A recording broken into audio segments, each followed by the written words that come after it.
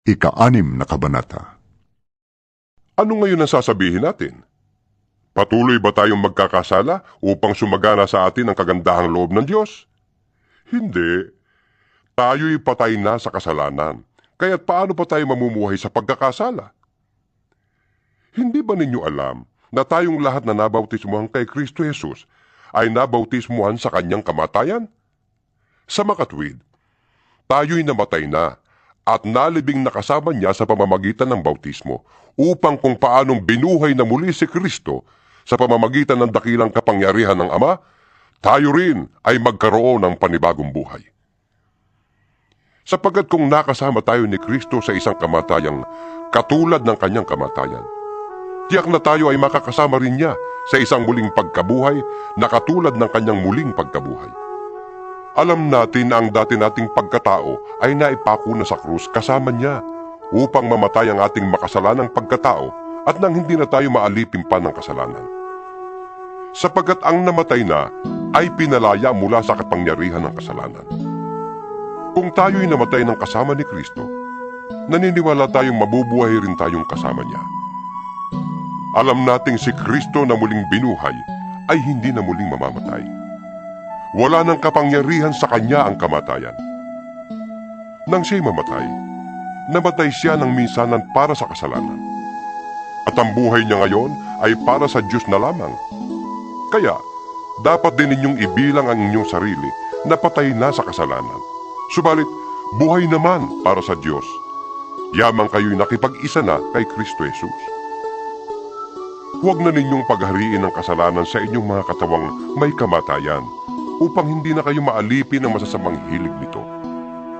Huwag na ninyong ipailalim sa kapangyarihan ng kasalanan ang alinmang bahagi ng inyong katawan bilang kasangkapan sa paggawa ng kasamaan.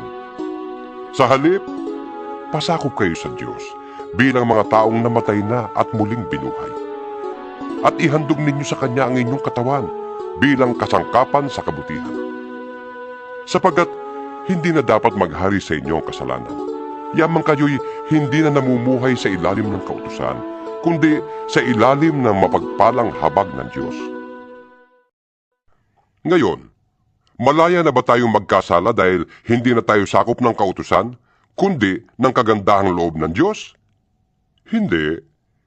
Hindi ba ninyo alam na kapag nagpasakop kayo kaninuman bilang alipin, kayo'y nagiging alipin ito? Maging ito'y kasalanang hahantong sa kamatayan o ang pagsunod sa Diyos na hahantong sa pagiging matuwid. Ngunit, salamat sa Diyos. Kayong dating mga alipin ng kasalanan ay taus-pusong sumunod sa aral na ibinigay sa inyo. Pinalaya na kayo sa kasalanan, at kayo ngayon ay mga alipin na ng pagkamatuwid. Gumagamit ako ng karaniwang pangungusap dahil sa inyong likas na kahinaan.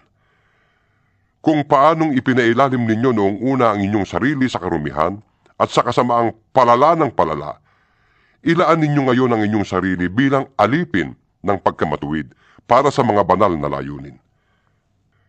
Noong alipin pa kayo ng kasalanan, hindi kayo sakop ng kabutihan. Ano ang napala ninyo sa mga bagay na iyon na ikinahihiya ninyo ngayon? Kamatayan ang ibinubunga ng mga iyon. Ngunit, ngayong pinalaya na kayo mula sa kasalanan at naging alipin na ng Diyos, ang natamo ninyo'y isang buhay na banal, at ang ibinubungan nito'y buhay na walang hanggan. Sapagkat kamatayan ang kabayaran ng kasalanan, ngunit ang kaloob ng Diyos ay buhay na walang hanggan sa pamamagitan ni Kristo Jesus na ating Panginoon.